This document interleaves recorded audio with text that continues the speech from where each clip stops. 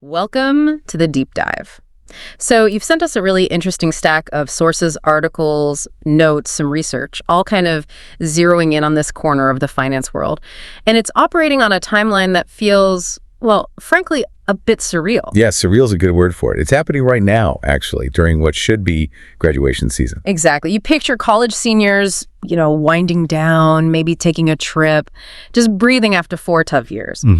But for this very specific group, high achievers heading to Wall Street, investment banking, mainly they're already deep into interviews. And get this, it's for a job that won't even start for 2 whole years. 2 years, it seems completely backward before the first job even begins. Right. So our mission today, and we're pulling this directly from the material you shared with us, is to really unpack this super early private equity recruiting process. Figure out the mechanics, why it's happening this way. How it got pushed earlier and earlier, and maybe most importantly, what it feels like for the students who are caught up in what one of your sources actually called Wall Street's Hunger Games. That analogy really hits home, I think. So, using your sources as our guide, let's try and make some sense of this accelerated reality. Okay, let's start with that core fact, the one that's almost hard to believe. You highlight it right away in the sources. Students, just weeks from starting their first job as banking analysts, are already interviewing for their second job, a private equity associate role, 2 years down the line. It's a wild jump, truly. And based on your material, this whole thing often starts with something that sounds pretty low-key. The coffee chat.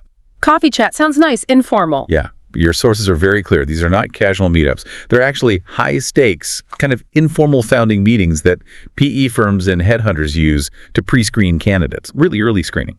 And you've got names in the sources, which helps paint the picture. Firms like Apollo, Hellman and Friedman, KKR, General Atlantic, Clayton, Dubelier, and Rice, they're mentioned as the ones reaching out. And the recruiting firms, too, they play a big role. Names like Ratio Advisors, Gold Coast, CPI, Amity pop up in your notes. But the timing, like you said, that's the really striking part. Your sources confirm this is happening right now. May.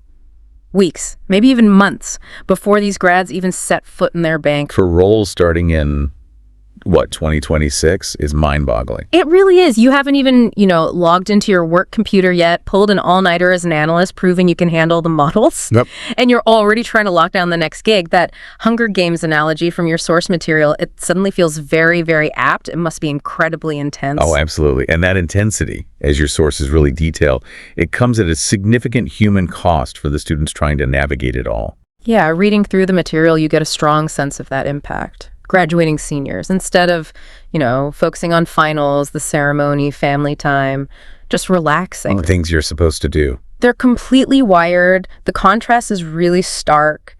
Swapping graduation parties for stressing about leveraged buyout models and just staring at their inbox. One student's comment in your sources really drives this home. She apparently mentioned keeping her phone notifications cranked up for calls, texts, everything.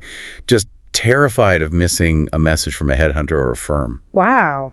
Her quote was something like, "It's constantly monitoring your email."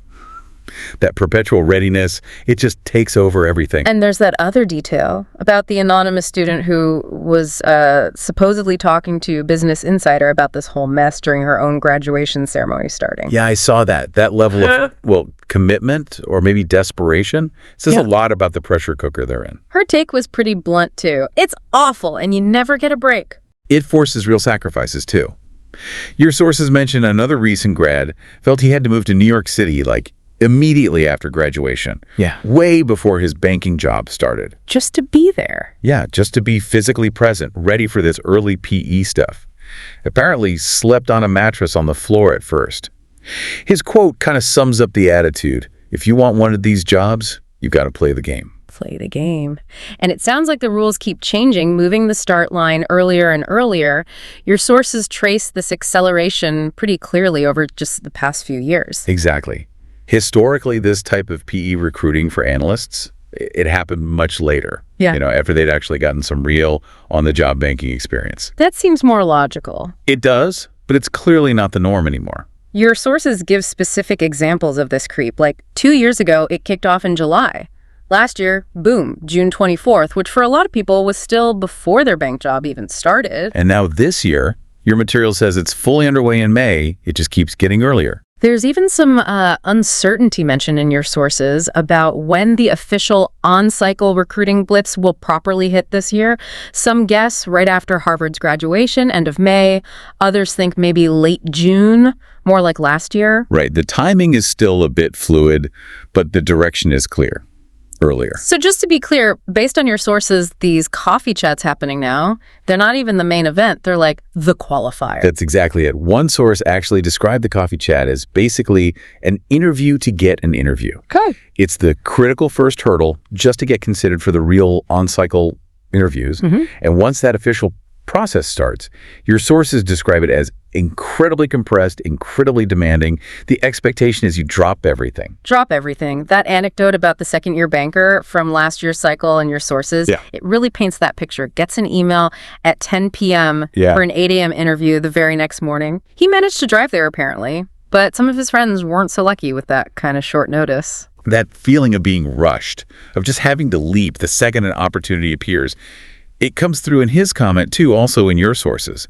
He felt he took the PE job just because it presented itself, not because I was very calculated about it. No time for calculation, right? Seems like it. The sheer speed leaves very little room for that kind of careful thought. So what is driving all this? Why this crazy accelerated rush for talent that's 2 years out? Your sources mention what used to be seen as this sort of mutually beneficial setup. Right. The traditional thinking, which seems to be breaking down now with this speed up, was that investment banks didn't have to worry about PE firms poaching their brand new hires right away. PE would wait. Okay, that makes sense. And in return, the PE firms benefited because they got analysts who'd already had 2 years of intense training and deal making paid for by the bank. PE didn't have to teach the absolute basics. So the banks were like a training ground. Essentially, yeah. Yeah. But underlying all of this, as your sources make very clear, is the whole stepping stone idea. Ah, right. For loads of these ambitious young people, that first investment banking job isn't the end goal. It's explicitly seen as the necessary path, the required step to get into private equity later on. Exactly. And the stakes for the candidates themselves are incredibly high, which just fuels the competition even more. How high are we talking? Well, your sources highlight that these PE associate roles are super coveted, partly because of the money, obviously. They mention compensation prospects well over $300,000. That's salary plus bonus. Wow. Okay. Yeah, that definitely raises the stakes. For sure. That kind of potential payout creates massive demand for what are ultimately a pretty limited number of spots. And you can see people gearing up for this in your material. It mentions a noticeable spike in demand for interview prep courses, things like peak frameworks. Students are trying desperately to get any edge they can in this crazy early race. Now, this whole situation, this early recruiting frenzy, it hasn't gone unnoticed or uncriticized. Your sources point to some significant pushback. Yeah, I saw that pretty notably from Jamie Dimon, the CEO of JP Morgan.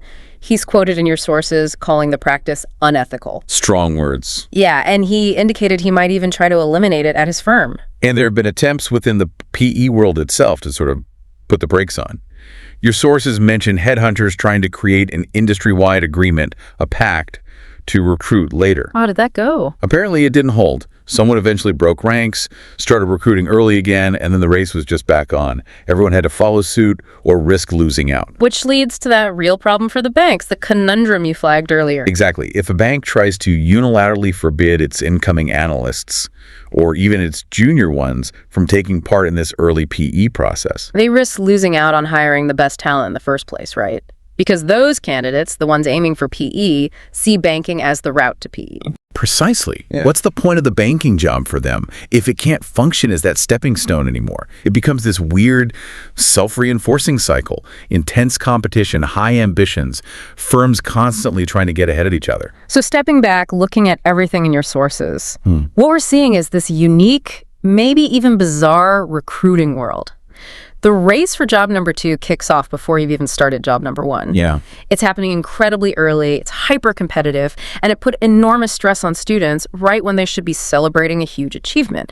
That Hunger Games label really fits, played out through emails and these high-pressure coffee chats. And understanding this process laid out in your material, it gives you, the listener, a really clear window into the kind of extreme pressures in the competitive environment that young professionals face if they're aiming for the absolute top tiers of finance, right from day zero. practically. It's fascinating, if maybe a bit unnerving, to see how talent gets identified and chased in this particular ecosystem. Okay. And it leaves you with a pretty interesting question to chew on, doesn't it? I mean, given that this whole cycle forces students to focus so intensely on landing their second job before they've even walked in the door for their first. Yeah, what did that say? What does this landscape really suggest about career paths, about long-term planning in these incredibly high-pressure industries?